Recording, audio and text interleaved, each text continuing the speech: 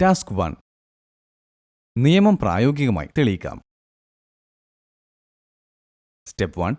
നൽകിയിരിക്കുന്ന മൂല്യങ്ങളുള്ള വോൾട്ടേജ് ഉറവിടവുമായി ശ്രേണിയിൽ റെസിസ്റ്ററുകൾ R1, R2, R3 എന്നിവ ബന്ധിപ്പിക്കുക.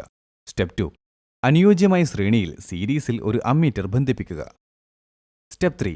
വോൾട്ടേജ് ഡ്രോപ്പുകൾ അളക്കാൻ യഥാക്രമം R1, R2, R3 എന്നിവയിലുടനീളം voltmeter V1, V2, V3 എന്നിവ ബന്ധിപ്പിക്കുക. സ്റ്റെപ്പ് 4. വേരിയബിൾ സപ്ലൈ വോൾട്ടേജ് ഉപയോഗിച്ച് വ്യത്യസ്ത മൂല്യങ്ങളിൽ വോൾട്ടേജ് സജ്ജമാക്കുക. തന്നിരിക്കുന്ന പട്ടിക ഉപയോഗിച്ച് റീഡിംഗ് പരിശോധിക്കുക. പട്ടികയനുസരിച്ച് ഇൻപുട്ട് വോൾട്ടേജ് V വോൾട്ടേജ് ഡ്രോപ്പുകളുടെ ആകെത്തുകയ്ക്ക് തുല്യമാണ്. അതിനാൽ സർക്യൂട്ടിലെ ശേഷിക്കുന്ന വോൾട്ടേജ് 0 അതിനാൽ കിർച്ചോഫിന്റെ വോൾട്ടേജ് ലോ പരിശോധിച്ചു. സീരീസിന്റെയും സമാന്തര സർക്യൂട്ടുകളുടെയും സംയോജനത്തെക്കുറിച്ച് നമുക്ക് ചർച്ച ചെയ്യാം. ഉദാഹരണം 1. സീരീസ് സർക്യൂട്ടിൽ കറണ്ട് ഒന്നുതന്നെയാണെന്നും വോൾട്ടേജ് വ്യത്യസ്തമാണ് എന്നും പാരലൽ സർക്യൂട്ടിൽ വോൾട്ടേജ് ഒന്നുതന്നെയാണെന്നും കറണ്ട് വ്യത്യസ്തമാണെന്നും എപ്പോഴും ഓർക്കുക. 1-2 ജംഗ്ഷനുകളിൽ സമാന്തരമായി 2 റെസിസ്റ്ററുകൾ R1, R2 എന്നിവ ബന്ധിപ്പിക്കുക. തുടർന്ന് ജംഗ്ഷൻ 2-ൽ മൂന്നാമത്തെ റെസിസ്റ്റർ R3 ബന്ധിപ്പിക്കുക. ഇപ്പോൾ മുഴുവൻ സർക്യൂട്ടിന്റെ രണ്ടറ്റത്തും വോൾട്ടേജ് ഉറവിടം അല്ലെങ്കിൽ ബാറ്ററി ടെർമിനലുകൾ ബന്ധിപ്പിക്കുക. ജംഗ്ഷൻ 1-ൽ നിലവിലെ ഫെഡ് റെസിസ്റ്ററുകൾ R1, R2 എന്നിവ സമാന്തരമായി ബന്ധിപ്പിക്കുന്നു. ജംഗ്ഷൻ 2-ൽ 2 വൈദ്യുതധാരകൾ ഒരുമിച്ച് ചേരുകയും റെസിസ്റ്റർ R3 വഴി ബാറ്ററിയിലേക്ക് മടങ്ങുകയും ചെയ്യുന്നു. ഇവിടെ റെസിസ്റ്ററുകൾ R1ഉം R2യും പരസ്പരം സമാന്തരമായും റെസിസ്റ്റർ R3യുമായും ശ്രേണിയിലും ബന്ധിപ്പിക്കുന്നു. കിർച്ചോഫിന്റെ വോൾട്ടേജ് ലോ നിയമം ഉപയോഗിച്ച് നമുക്ക് അതേ സർക്യൂട്ട് പരിശോധിക്കാം. R1, R2, R3 എന്നിവയുടെ റെസിസ്റ്റർ മൂല്യങ്ങൾ യഥാക്രമം 2 ഓം, 4 ഓം ആയി നിലനിർത്തുകയും അവയെ 10 വോൾട്ട് ബാറ്ററിയിൽ ബന്ധിപ്പിക്കുകയും ചെയ്യുക. ആദ്യം നമുക്ക് ഓംസ് ലോ ഉപയോഗിച്ച് മൊത്തം കറണ്ട് കണ്ടെത്താം. തുടർന്ന് ഓരോ റെസിസ്റ്ററിലും നിലവിലെ മൂല്യം കണ്ടെത്താം. R1, R2 എന്നീ 2 റെസിസ്റ്ററുകൾ സമാന്തരമായി ബന്ധിപ്പിച്ചിരിക്കുന്നതിനാൽ ഫോർമുലയിലെ മൂല്യങ്ങൾ മാറ്റിസ്ഥാപിക്കുക. R is equal to 1/2 plus 1/4. R is equal to 1/R1 plus 1/R2. R is equal to 1/2 plus 1/4. R1, R2 എന്നിവയുടെ തുല്യമായ പ്രതിരോധം 1.33 ഓംസ് ആണ്. റെസിസ്റ്ററുകൾ R1, R2 എന്നിവ 1.33 ഓംസ് ഉപയോഗിച്ച് മാറ്റിസ്ഥാപിക്കുക. ഇപ്പോൾ സർക്യൂട്ടിൽ 1.33 ഓംസ്, 4 ഓംസ് മൂല്യങ്ങളുള്ള 2 റെസിസ്റ്ററുകൾ സീരീസിൽ അടങ്ങിയിരിക്കുന്നു. R1 1.33 ഓംസായും R2 4 ഓംസായും കരുതുക. 2 റെസിസ്റ്ററുകൾ ശ്രേണിയിലായതിനാൽ മൊത്തം റെസിസ്റ്ററുകൾ ലഭിക്കുന്നതിന് അവയുടെ മൂല്യങ്ങൾ ചേർക്കുക. R is equal to 1.33 plus 4. R is equal to 5.33 ohms. വോൾട്ടേജിന്റെയും പ്രതിരോധത്തിന്റെയും മൂല്യങ്ങൾ ഫോർമുലയിൽ നൽകുക. I is equal to V/R. I is equal to 10/5.33. Circuit വഹിക്കുന്ന മൊത്തം കറണ്ട് 1.87 ആംപിയർ ആണ്. ഓരോ റെസിസ്റ്ററിലൂടെയും നിലവിലെ ഒഴുക്ക് കണക്കാക്കാൻ നേരത്തെ ചർച്ച ചെയ്ത വോൾട്ടേജ് ഡ്രോപ്പ് കണക്കാക്കേണ്ടതുണ്ട്. 2 വോൾട്ടേജ് ഡ്രോപ്പുകൾ V1, V2 എന്നിവ യഥാക്രമം 1.33 ഓം, 4 ഓം റെസിസ്റ്ററുകളാണ്. ഓംസ് ലോ ഉപയോഗിച്ച് V1, V2 എന്നിവ കണ്ടെത്താം. V1 is equal to IR1, V2 is equal to IR2. Series circuit കാരണം ഇവിടെ കറണ്ടിന്റെ മൂല്യം അതേപടി തുടരുന്നു. ഫോർമുലയിൽ കറണ്ടിന്റെയും പ്രതിരോധത്തിന്റെയും മൂല്യങ്ങൾ മാറ്റിസ്ഥാപിക്കുക. V1 is equal to 1.87 into 1.33. അങ്ങനെ V1 2.5 വോൾട്ട്സ് എന്ന് ലഭിക്കുന്നു. അതുപോലെ V2 is equal to 1.87 into 4. V2 എന്നത് 7.5 വോൾട്ടിന് തുല്യമാണ് എന്ന് പറയുന്നു. നമ്മൾ 2 വോൾട്ട് V1, V2 എന്നിവ ചേർക്കുമ്പോൾ മൊത്തം വോൾട്ടേജ് 10 വോൾട്ടായി മാറുന്നു. ഇത് ഇൻപുട്ട് വോൾട്ടേജിന് തുല്യമാണ്. 2.5 volt plus 7.5 volt is equal to 10 volt. കിർച്ചോഫിന്റെ വോൾട്ടേജ് ലോ തെളിയിക്കപ്പെട്ടിരിക്കുന്നു. യഥാക്രമം 1.33 ഓം, 4 ഓം എന്നിങ്ങനെയുള്ള 2 വ്യത്യസ്ത റെസിസ്റ്ററുകളുടെ 2 വോൾട്ട് മീറ്ററുകൾ V1, V2 എന്നിവ ബന്ധിപ്പിച്ച് ഇത് പരിശോധിക്കാവുന്നതാണ്. വോൾട്ട് മീറ്റർ V1, V2 റീഡിംഗുകൾ യഥാക്രമം 2.5, 7.7 വോൾട്ടാണെന്ന് ഉറപ്പാക്കുക. അത് ഇൻപുട്ട് വോൾട്ടേജിന് തുല്യമായിരിക്കണം. അതേ സർക്യൂട്ട് ഉപയോഗിച്ച് നമുക്ക് കിർച്ചോഫിന്റെ നിലവിലെ നിയമം പരിശോധിക്കാം. യഥാർത്ഥത്തിൽ സർക്യൂട്ടിലേക്ക് മടങ്ങുമ്പോൾ ജംഗ്ഷനിലെ കറണ്ട് യഥാക്രമം 2 ഓം, 4 ഓം റെസിസ്റ്ററുകളിൽ I1, I2 എന്നിങ്ങനെ തിരിച്ചിരിക്കുന്നു. 2 ഓം, 4 ഓം റെസിസ്റ്ററുകളിൽ വോൾട്ടേജ് ഡ്രോപ്പ് 2.5 വോൾട്ടാണ്. ഓംസ് ലോ ഉപയോഗിച്ച് I1, I2 എന്നിവ കണ്ടെത്താം. I1 is equal to V by R1, I2 is equal to V by R2. രണ്ട് മൂല്യങ്ങൾക്കും റെസിസ്റ്ററുകൾ R1, R2 എന്നിവ സമാന്തരമായി ബന്ധിപ്പിച്ചിരിക്കുന്നതിനാൽ വോൾട്ടേജ് അതേപടി തുടരുന്നു. വോൾട്ടേജുകളും പ്രതിരോധ മൂല്യങ്ങളും ഫോർമുലയിലേക്ക് മാറ്റിസ്ഥാപിക്കുക.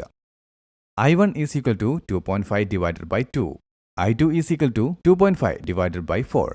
I1 is equal to 1.25 ampere, I2 is equal to 0.2 ampere. നിലവിലെ I1, I2 എന്നിവ ചേർത്താൽ നിങ്ങൾക്ക് 1.87 ആംപിയർ ലഭിക്കും. ഇത് മൊത്തം കറണ്ടിന്റെ തുല്യമാണ്.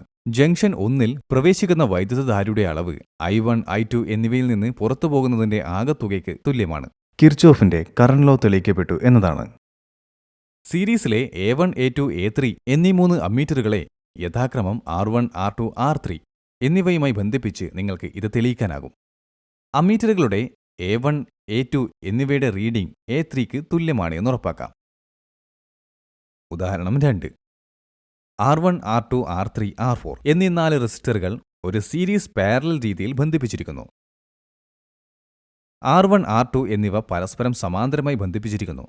സമാനമായി R3, R4 എന്നിവ പരസ്പരം സമാന്തരമായി ബന്ധിപ്പിച്ചിരിക്കുന്നു.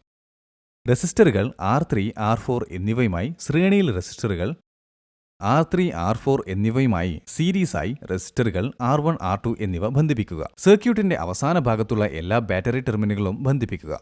നമുക്ക് കിർച്ചോഫിന്റെ വോൾട്ടേജ് ലോ പരിശോധിക്കാം. R1, R2, R3, R4 എന്നിവയുടെ റെസിസ്റ്റർ മൂല്യങ്ങൾ യഥാക്രമം 5 ഓം, 10 ഓം, 6 ഓം, 3 ഓം എന്നിവയാണ്. ബാറ്ററി വോൾട്ടേജ് 24 ആണ്. ആദ്യം ആകെ കറണ്ട് കണക്കാക്കുക. സമാന്തരമായി ബന്ധിപ്പിച്ചിട്ടുള്ള R1, R2 എന്നിവ ഒരൊറ്റ റെസിസ്റ്റർ RA ആയും R3, R4 എന്നിവ മറ്റൊരു സിംഗിൾ റെസിസ്റ്ററായി RB ആയും മാറ്റുക. ഫോർമുലയിൽ R1, R2 എന്നിവ നൽകുക. RA is equal to 1 by R1 plus 1 by R2. RA is equal to 1 by 1, 1 by 5 plus 1 by 10. RA എന്നത് 3.33 ഓംസ് എന്ന് ലഭിക്കുന്നു. കൂടാതെ ഫോർമുലയിൽ R3, R4 എന്നിവ നൽകുക. RB is equal to 1 by 1, 1 by R3 plus 1 by R4. RB is equal to 1 by 1, 1 by 26 plus 1 by 3. RB എന്നത് 2 ഓംസായി ലഭിക്കുന്നു. ഇപ്പോൾ സർക്യൂട്ടിലെ യഥാക്രമം 3.33 ഓംസ്, 2 ഓംസ് എന്നിങ്ങനെ 2 റെസിസ്റ്ററുകൾ RA, RB എന്നിവ മാത്രമേ ഉള്ളൂ. ഈ 2 റെസിസ്റ്ററുകളും സീരീസായാണ് അവയെ ബന്ധിപ്പിക്കുക. 5.33 ohms is equal to RA plus RB. മൊത്തം പ്രതിരോധം 5.33 ഓം. ഫോർമുലയിൽ വോൾട്ടേജിന്റെ പ്രതിരോധത്തിന്റെയും മൂല്യം മാറ്റിസ്ഥാപിക്കുക. I is equal to V by R. I is equal to 24 by 5.33. അങ്ങനെ മൊത്തം കറണ്ട് 4.5 ആംപിയറായി കിട്ടുന്നു. ഇപ്പോൾ ഫോർമുല ഉപയോഗിച്ച് RA, RB എന്നിവയിലുടനീളമുള്ള വോൾട്ടേജ് ഡ്രോപ്പുകൾ V1, V2 എന്നായി കണക്കാക്കാം. V1 is equal to I into RA. V1 is equal to 4.5 into 3.33. V1 എന്നത് 15 വോൾട്ടായി ലഭിക്കുന്നു. അതുപോലെ തന്നെ V2 is equal to I into RB. V2 is equal to 4.5 into 2. V2 എന്നത് 9 വോൾട്ടായി ലഭിക്കുന്നു. സർക്യൂട്ട് സീരീസ് ആയതിനാൽ കറണ്ട് 4.5 ആംപിയർ തന്നെയാണ്. നിങ്ങൾക്ക് വോൾട്ടേജ് ഡ്രോപ്പുകൾ V1, V2 ഇത് ചേർക്കുമ്പോൾ നമുക്ക് ആകെ 24 വോൾട്ട് ലഭിക്കും. ഇത് ഇൻപുട്ട് ബാറ്ററി വോൾട്ടേജിന് തുല്യമാണ്. അതിനാൽ കിർച്ചോഫിന്റെ വോൾട്ടേജ് നിയമം തൃപ്തികരമാണ്. RA, RB എന്നിവയിലുടനീളമുള്ള 2 വോൾട്ട് മീറ്ററുകൾ V1, V2 എന്നിവ ബന്ധിപ്പിച്ച് V1, V2 എന്നിവ ചേർക്കുമ്പോൾ മൊത്തം വോൾട്ടേജ് 24 ആണെന്ന് സ്ഥിരീകരിക്കുന്നതിലൂടെ നിങ്ങൾക്കിത് സ്ഥിരീകരിക്കാനാകും. അതേ സർക്യൂട്ട് ഉപയോഗിച്ച് കിർച്ചോഫ് കറന്റ് ലോ നമുക്ക് തെളിയിക്കാം. I1, I2, I3, I4 എന്നിവയാണ് R1, R2, R3, R4 എന്നീ റെസിസ്റ്ററുകളിലെ കറന്റ് ഫ്ലോകൾ എന്ന് കരുതുക. റെസിസ്റ്ററുകൾ R1, R2 എന്നിവയിലുടനീളമുള്ള വോൾട്ടേജ് V1 15 വോൾട്ടാണ്. കൂടാതെ R3, R4 എന്നിവയിലെ വോൾട്ടേജ് V2 യഥാക്രമം 9 വോൾട്ടാണ്. V1ൽ നിന്ന് I1, I2 എന്നിവയുടെ മൂല്യങ്ങൾ കണ്ടെത്തുക. അങ്ങനെ I1 is equal to V1 by R1. I2 is equal to V1 by R2.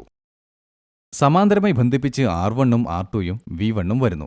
അങ്ങനെ I1 is equal to 15 by 5, I2 is equal to 15 by 10.